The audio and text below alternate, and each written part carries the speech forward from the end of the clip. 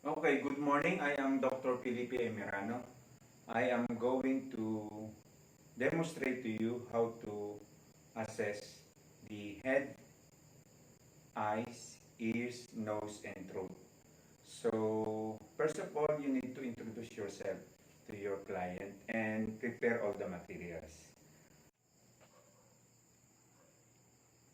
Okay, prepare all the materials. The following are the gloves for the protection of the examiner, the Snellen's chart, cotton whips, cotton applicator. So these two will be used in assessing facial movement, the pen light, the otoscope, the tongue depressor, a measuring tape. So if you find something that need to be measured, you will use the tape measure. The tongue depressor will be used in assessing the tongue. The otoscope will be used in assessing the middle ear. And if you find any abnormalities of deviation that you need to magnify, you will use the magnifying glass. And the pen light will help you to assess the eye, ears, nose to find the inner part of that organ. Then there are four kinds of object for tasting. So we have the salty, sour, sweet, and bitter, assuming that I have an object there. Then I also be needing mask and alcohol for hand sanitation. Mask and alcohol is added equipment because of the preventions of COVID-19. So after the preparation of equipment, then we will be now ready for the assessment, and we have to prepare the environment and the patient as well. After preparing all the materials needed for the assessment of head, eyes, ears, nose, and throat, you have to prepare your hand for sanitation or doing hand washing based on the recommendations of World Health Organization. Just follow the proper way of hand washing based on the clip I will present in front of this slide. Then perform, or you can perform also using hand sanitation using alcohol based sanitation.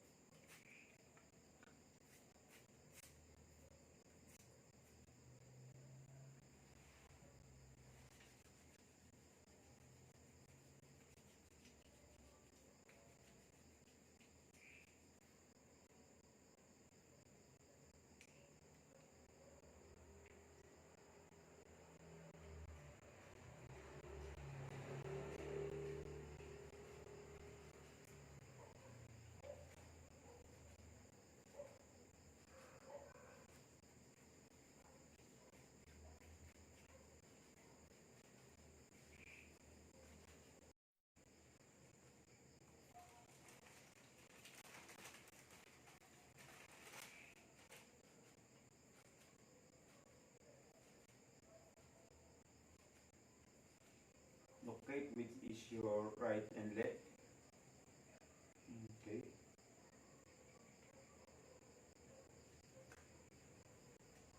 Make sure the size of your gloves is appropriate for your size.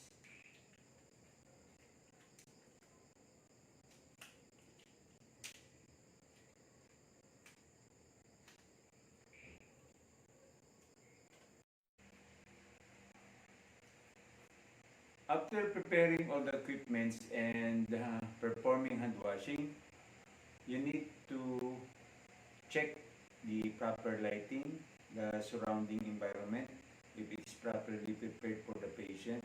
At the same time, if it's quiet, so it's needed in order to provide adequate assessment for the patient.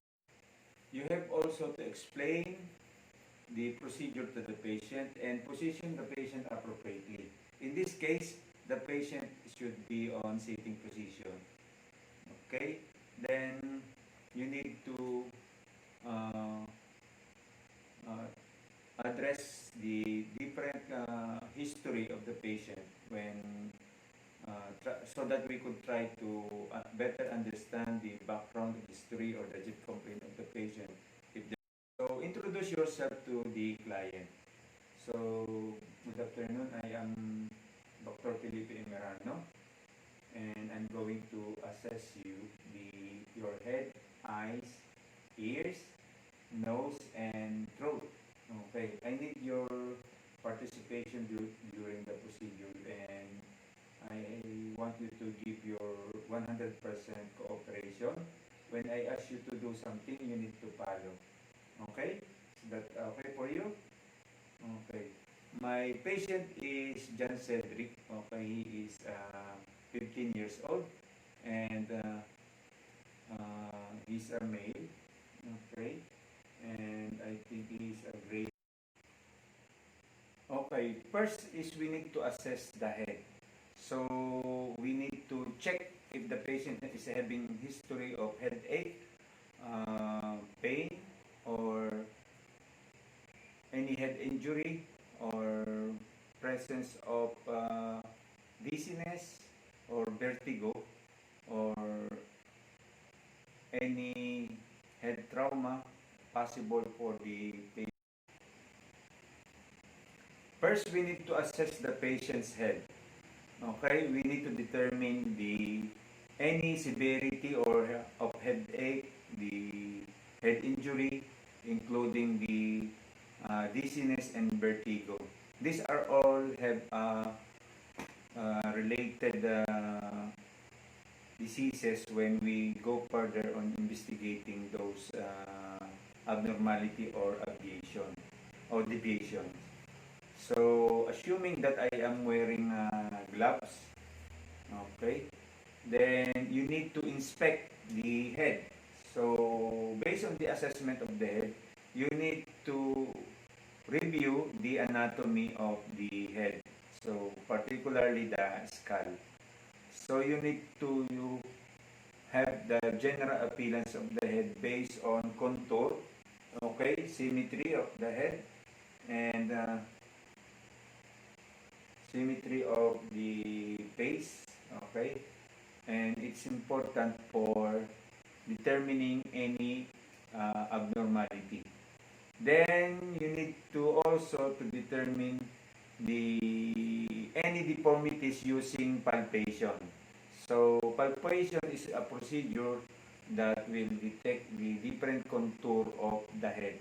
If you find any findings, then you have to locate the anatomical parts where you find the any abnormality. Okay.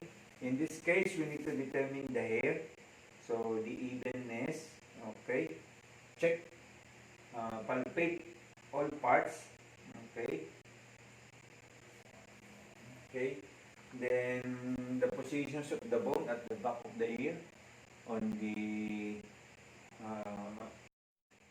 we need also to determine the tenderness, lumps, and any deformities in the parts of the head, even at the back part.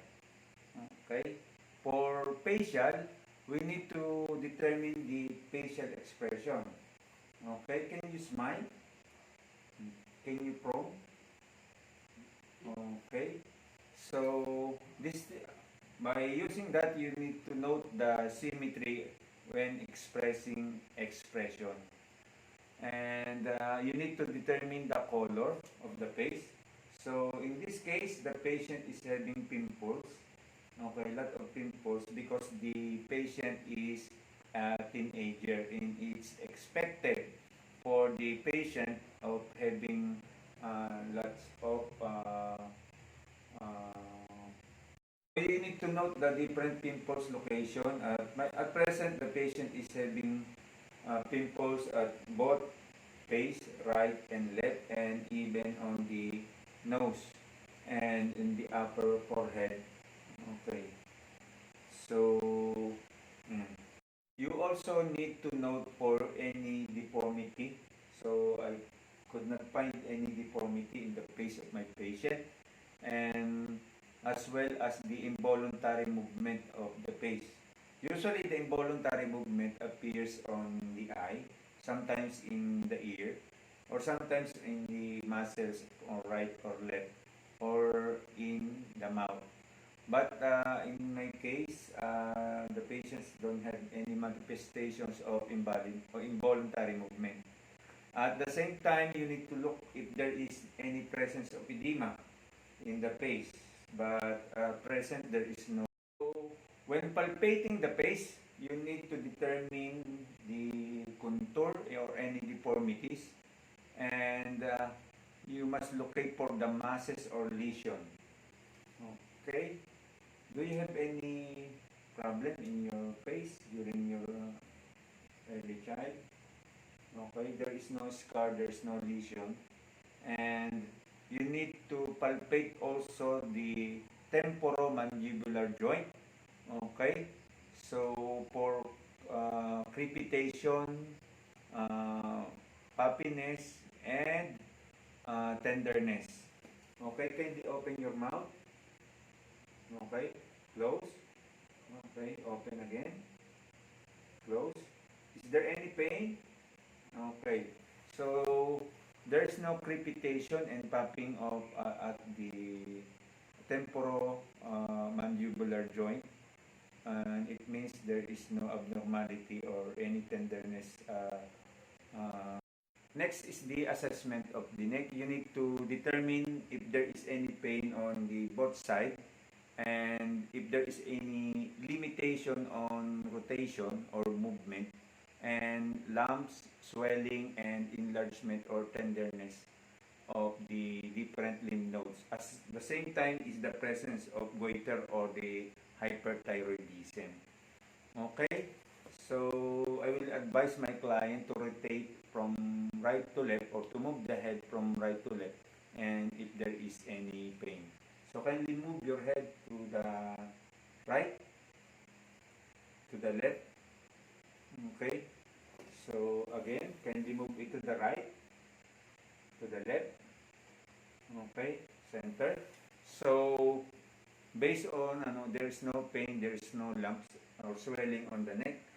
Okay? Even at the back of the neck. And the patient is manifesting a little bit of the Adam's apple. And because the patient is on his puberty. That's why the manifestation of Adam's apple is prominent at this age.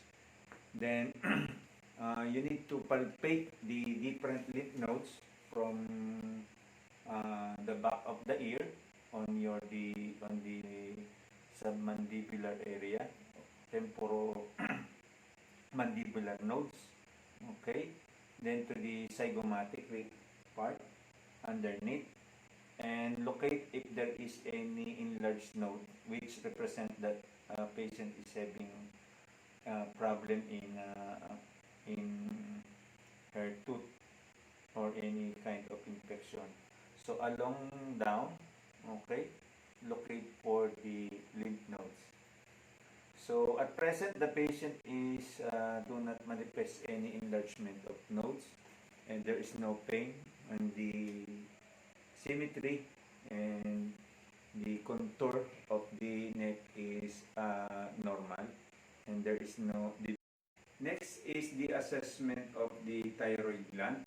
So you have to place yourself at the back of the patient, and along the back, at the back, you palpate the part of the throat of the patient. Okay. So from the pharyngeal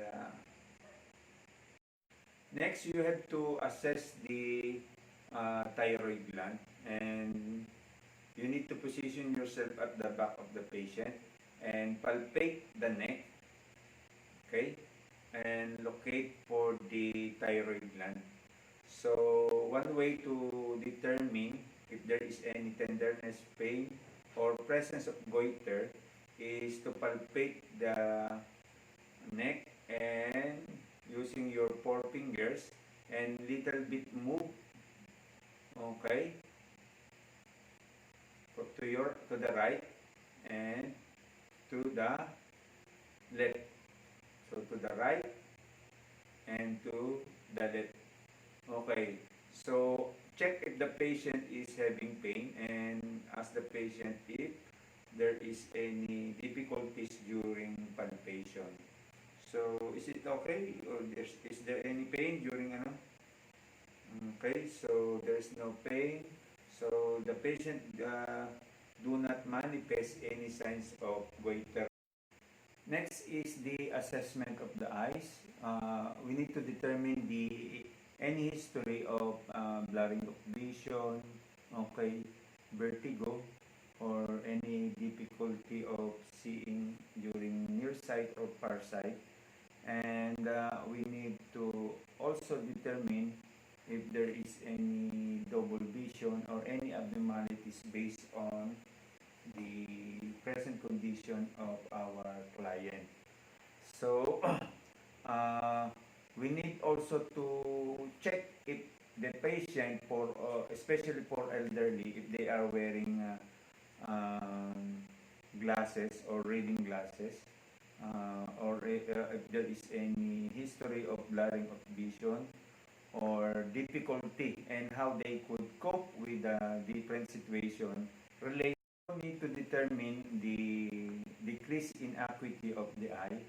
At my back, there is the Snellen chart in determining the acuity of the eye of my client. So I will demonstrate that later. And also if there is any blind spot, at the same time if there is any swelling or discharges or any redness or red spot in the eye and any pain or discoloration in the eye. Then after that, we will advise our client to do the reading using Snellen chart at 20 feet distance from the Snellen chart or 6 meters away. Then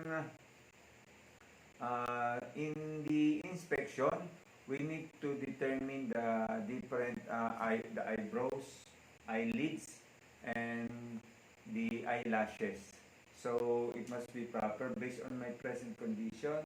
From the present condition of my patient, he have an equal balance on or symmetrical eyebrow, eyelashes, and even the positions of the eye is symmetrical. Okay, then we will be determining the sclera of the patient using your thumb.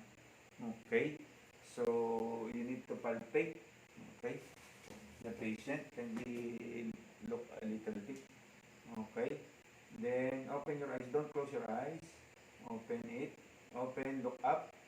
Look up. Look up. Okay. So the conjunctiva or palpable conjunctiva, pag-febrile conjunctiva is pink and it's normal. Some discoloration may be interpreted such as pallor. Okay, it means the patient is low in iron. At the same time is if there is any redness, probably there is a conjunctivitis. And if there is any swelling, so probably there will be an infection. We need to locate also the lacrimal apparatus, particularly on the inner canthus and the outer canthus. We need to locate those both if that is if all of them are symmetrical and normal. So this part is the inner canthus and this part is the outer canthus. Okay. Then also you need to include some medical terminology when presenting the eye based on presented to you during lecture. Okay, another thing is we need to determine if the patient is uh, the eye or the pupil of the patient is functioning using the 6 cardinal position of gaze. Okay, this is for the movement of the eye. So, using the assessment of the extra ocular muscle. I will demonstrate to you by doing the following procedures. Okay? Just look in my finger. Okay? Tingnan mo yung daliri ko. Okay? Then, kung saan man ito pumunta, ay isunod mo ang iyong mata. Naintindihan? Okay, so there are 6 cardinals location of gaze. So, okay, again, sundan mo yung dulo ng daliri ko. Yung mata lang ang gagalaw, hindi kasama ang ulo. Okay? So, sometimes you need to instruct the patient properly so that he could follow. Okay? So, susundan mo lang ng mata mo ang dulo ng daliri ko, hindi iibo ang ulo. Okay? Again?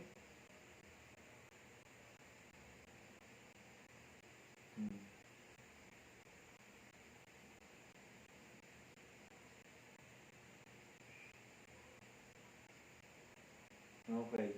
Based on my assessment, the patient is having symmetrical eye movement or symmetrical eye movement based on the extraocular muscle. Okay? So those are the muscles. By now, I will be demonstrating the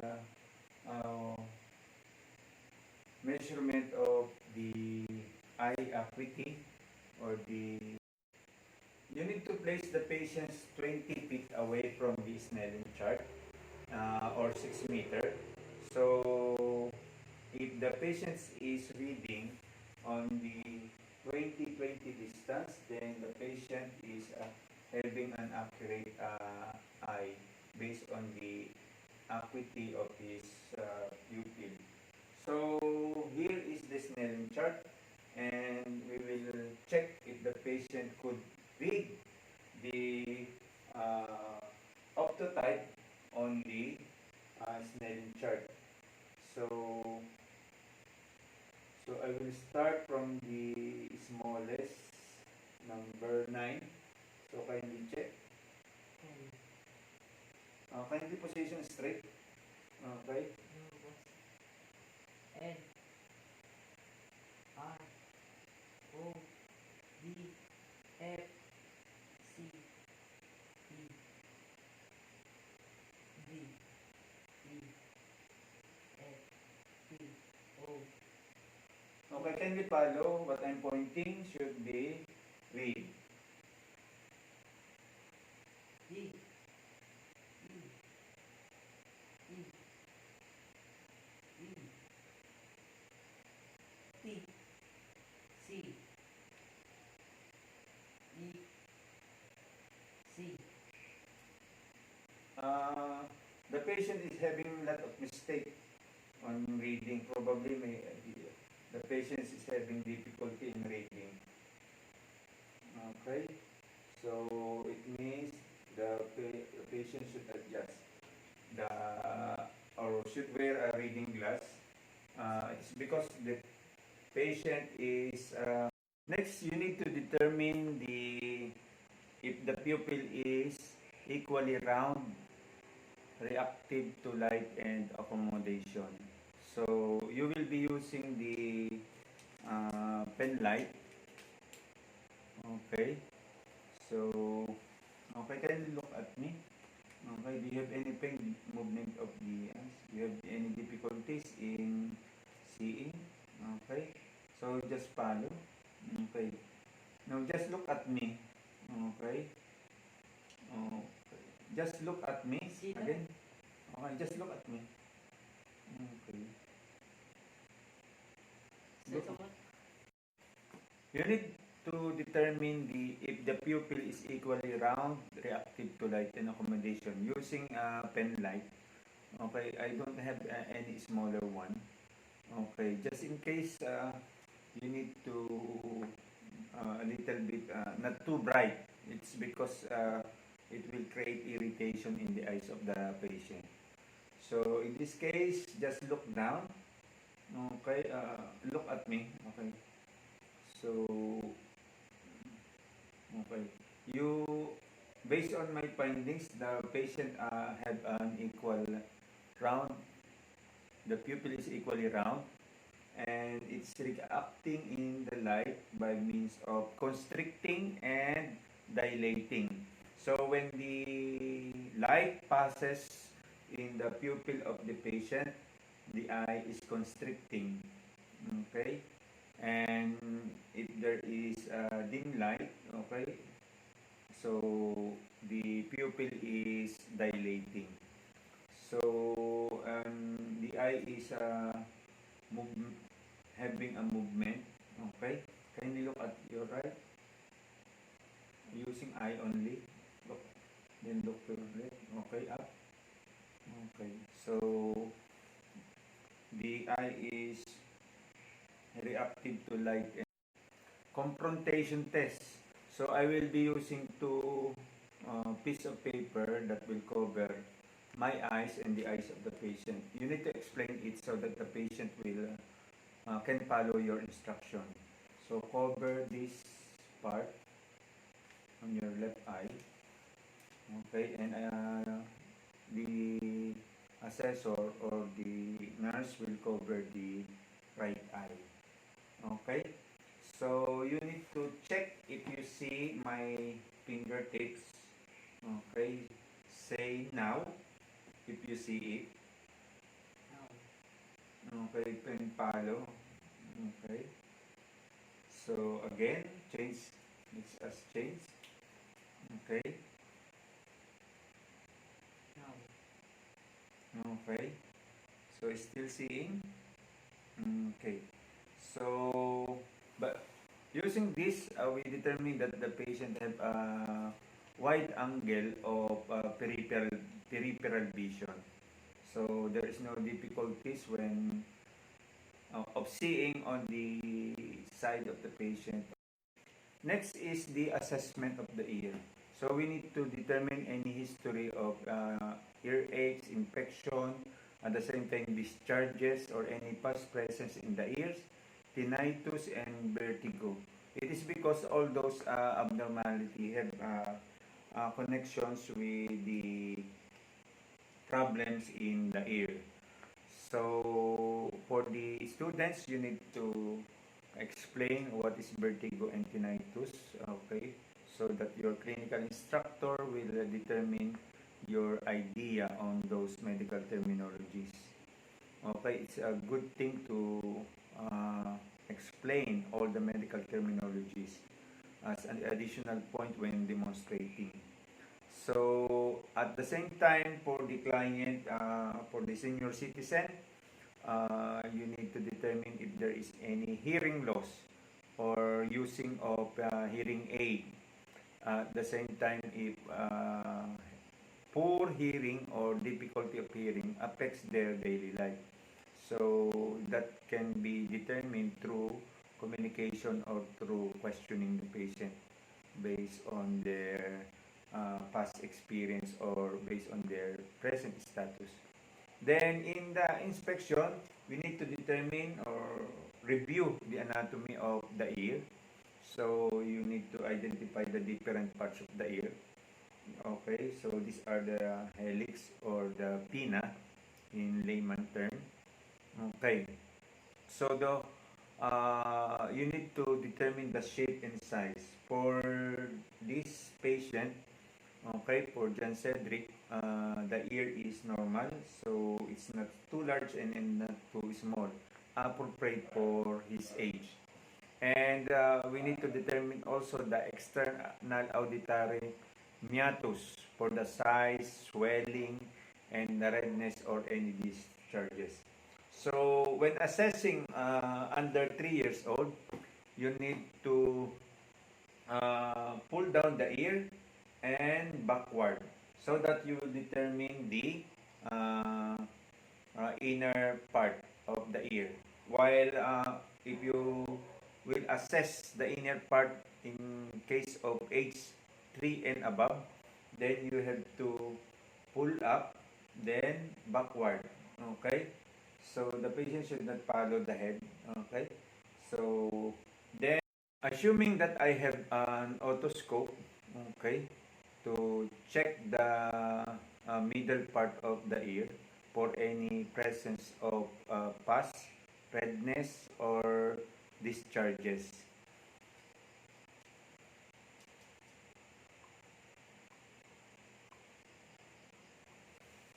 Okay,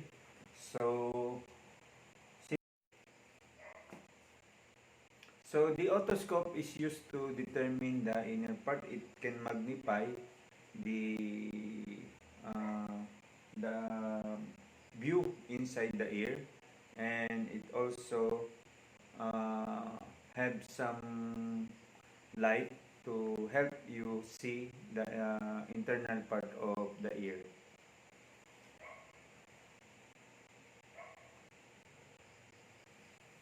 So based on the age of my patient, he is above 3 years old. So what we have to do is to pull pull up and backward to determine the inner part of the ear. In this case, the patient do not have any signs of infection, no discharges, no inflammation, no redness, and the ear is clean. So the patient is performing proper hygiene concerning his ear. Okay, so you have also to check the other part. So what you have done in left side of on the left ear should be done also in the right ear. Okay. Next is we need to check the uh, auditory acuity regarding the using whisper test. So advise the client to cover the ear and cover your ear. Okay, and whisper at a distance of 1 to 2 feet away from the patient. So, and check if the patient will hear. So, pakinggan mo po ang sarang ibubulong ko sa iyo. Kung napakinggan mo, ikaw po ay tatango. Okay? So, 1, 2. Okay, can you cover the other part of the ear? Okay. Okay. So the patient is hearing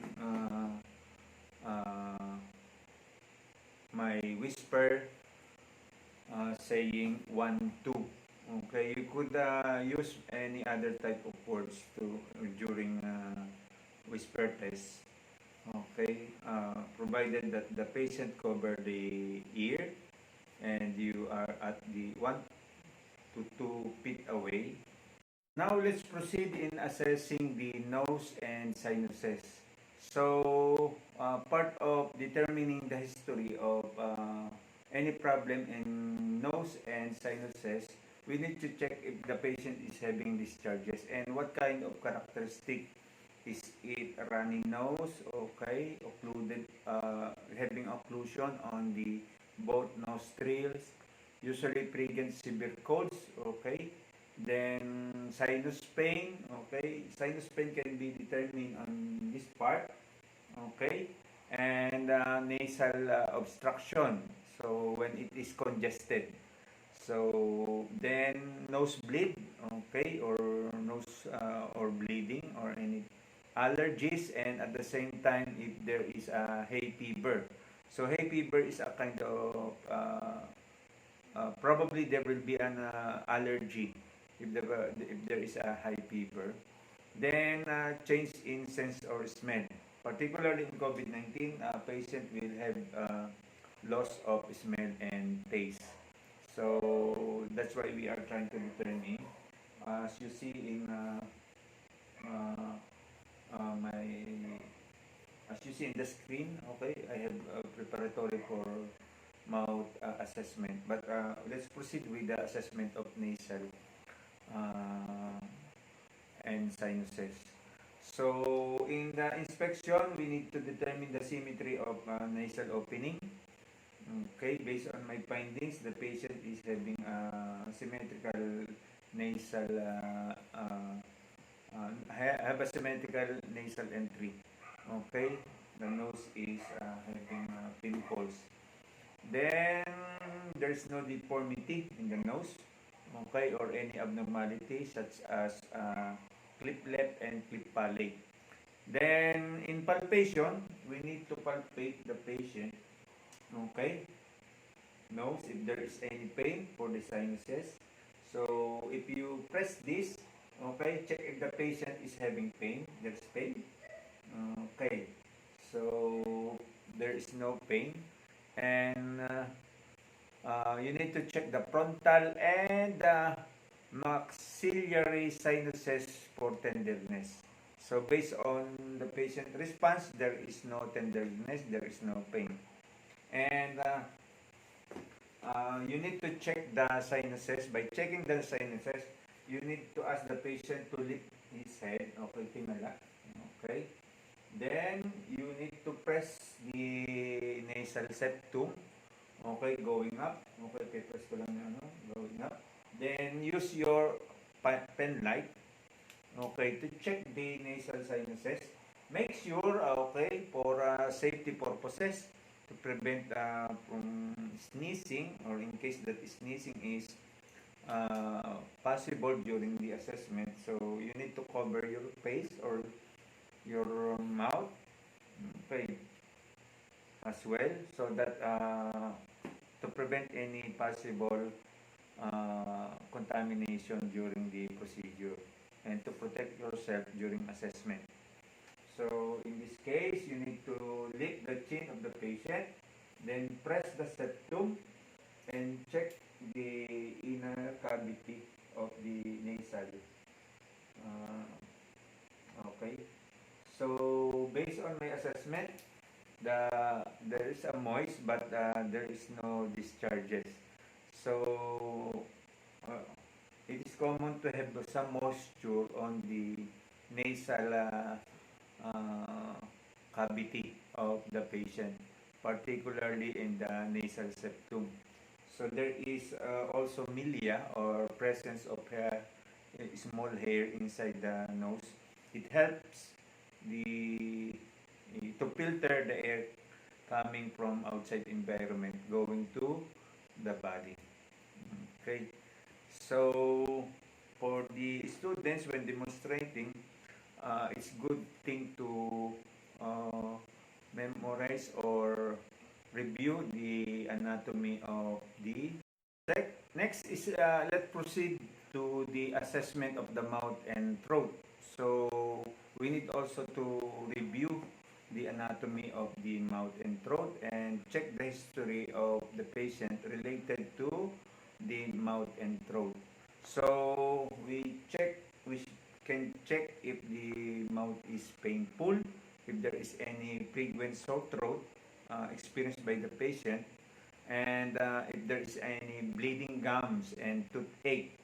So lesions in the mouth and tongue, and dysphagia or difficulty of swallowing, and hoarseness of voice or change in voice, and tonsillectomy or the removal of tonsil has been done to the patient, and altered taste. So sometimes in case of COVID-19, okay, so patient may experience loss of taste. That's why I prepare three kinds of taste. Okay, and I have some object to check if the patient is having difficulty in determining those tastes. Then we need also to determine the pattern of daily dental care. and use of dentures. This is particularly consideration for adult patient or elderly. Then last dental checkup, okay? So in this case, the patient is uh, did not yet perform his dental checkup. So in the inspection, okay, particular for the inspection, we need to determine the lips of the patient.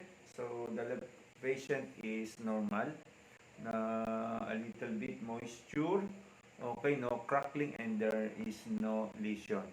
For the teeth, kindly check the teeth, smile, okay, open the mouth, okay. So open the mouth, check the mouth. Okay.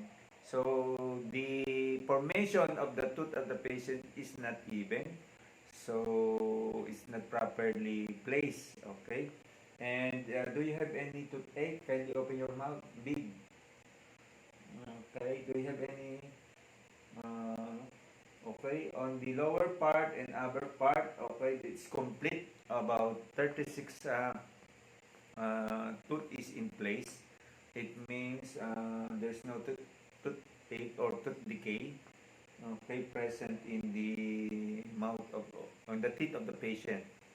Then the tongue color, kindly open your mouth, okay. Uh, Open, say ah, okay. So the tongue is normal, okay, having a good color. Then the characteristic is also okay, and there is no lesion and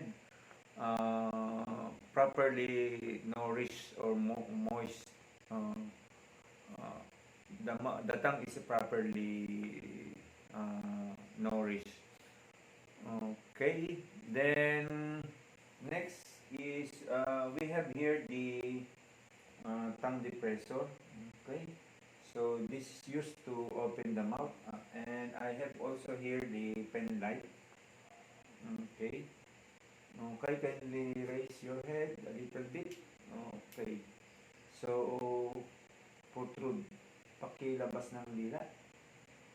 Okay.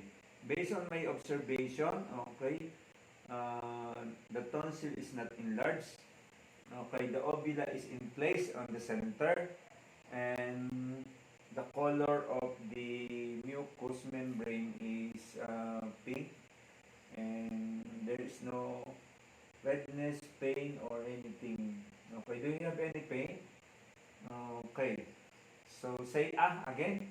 Say ah. Open your mouth. Okay. So do you have any sore throat? Okay. So that's it. So I did not wear my face mask because I know my patient is normal. He don't have any diseases. But in case that you think that it's not safe for you to. Next, we need to determine the functions of the tongue. If the patient is having accurate functions of the sense of taste. Okay, so what you have to do is to cover the patient's eye. Okay, in order for him not to determine the taste of the object or food that we are going to give to the patient. So, what you have to do, may ibibigay ako sa yung pagkain. Sabihin mo kung anong lasa nito, kung maalat, maasim, matamis, at mapait. Okay? So, let's start. Are you ready? Okay.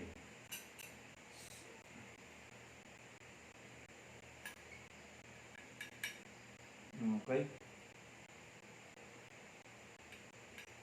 Malat. Okay. So, the patient is correct. Next is okay. So this is the first thing I give to the patient. Next is okay.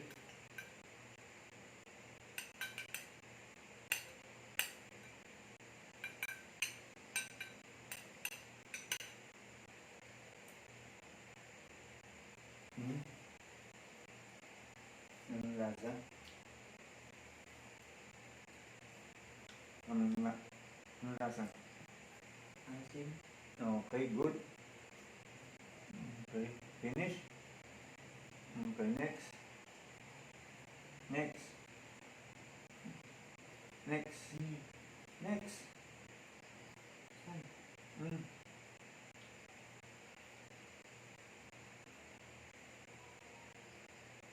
Mm. Matamis. Okay. So, next is bitter. I don't have anything here, but assuming that you have something here to be given to your patient. Okay? So, based on my observation, the patient have normal taste on based on the given object or food that he ate. Okay? So, thank you and God bless. I think we done a lot to provide the patient the appropriate assessment of the uh, okay during opening of the mouth. Okay, since I don't have gloves which was broken earlier, so when opening the mouth you should use gloves, okay, so that you could touch the inner part of the mouth and determine uh, the buccal cavity, okay, and buccal mucosa for color, moisture, nodules, and lesion. So it's very important to determine those cases. Then what you have to do also is to check the gum.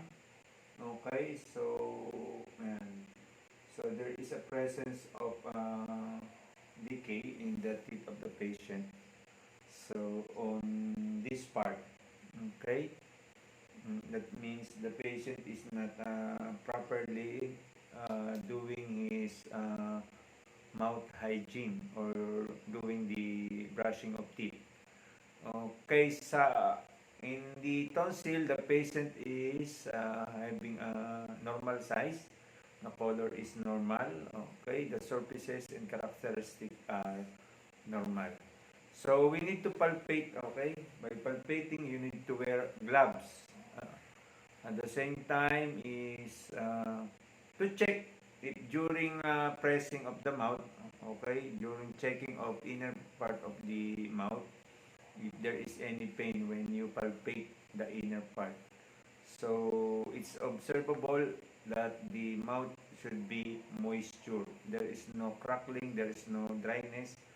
Okay, otherwise the patient may have a problem in the mouth if the tongue or the mucosa is dry. Probably the patient is dehydrated.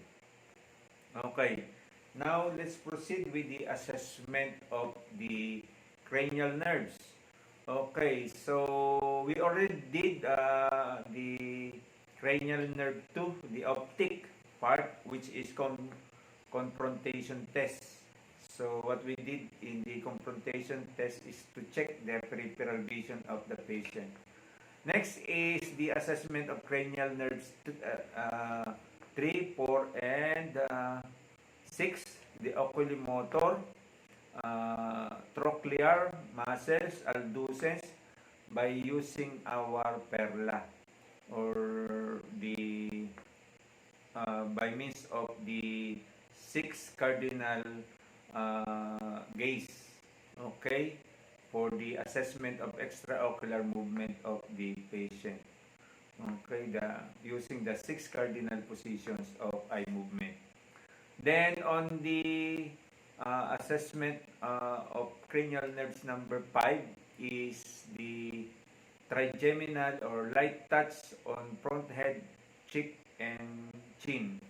So we will be using also, okay, so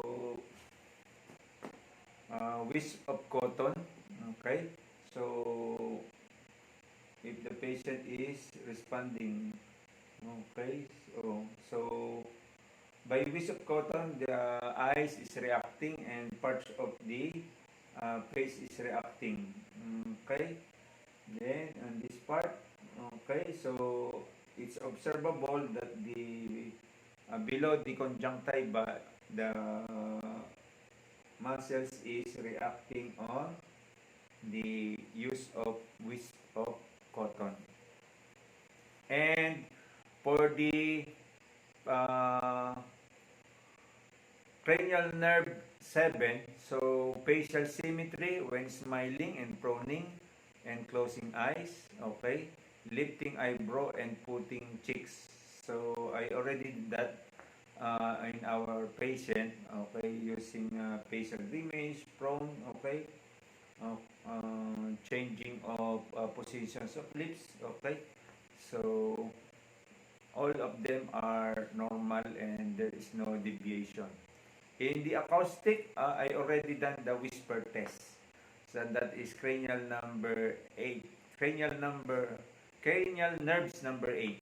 Okay, that is acoustic and that is whisper test. Then for the cranial nerve number 9 and 10, so that is regarding the glossopharyngeal or vagus. So we already inspect the movement of uvula for rise during phonation. So I think we have to do that. Okay. Kindly open your mouth. Okay. Protrude your tongue a little bit. Rise. Okay. Say ah. Say ah. Say ah. Ah. Okay. Ah. Okay. So the patient is moving his glossopharyngeal vulva or and vagus, okay, particularly the uvula. Then on cranial nerve 11, okay, that is spinal accessory, head rotation and shoulder shrug against resistance. So what you have to do or use on those assessment, okay, so kindly push a little bit backward, okay, backward, okay, forward, okay. So the patient is having energy or resistance during shoulder shrug, okay. It means the parts of the body or the muscles are functioning on the neck and shoulder. So next in the cranial nerve assessment number 12, the hypoglossal, okay, stick out of the tongue, we did it already. So the patient can stick out the tongue and can occlude the tongue inside, okay, in the middle, okay. So based on my assessment on the tongue of the patient, so the patient is having a normal size of the tonsils according to age. So there is no presence of tonsillitis. The tonsil is grade visible. Okay, that is one positive.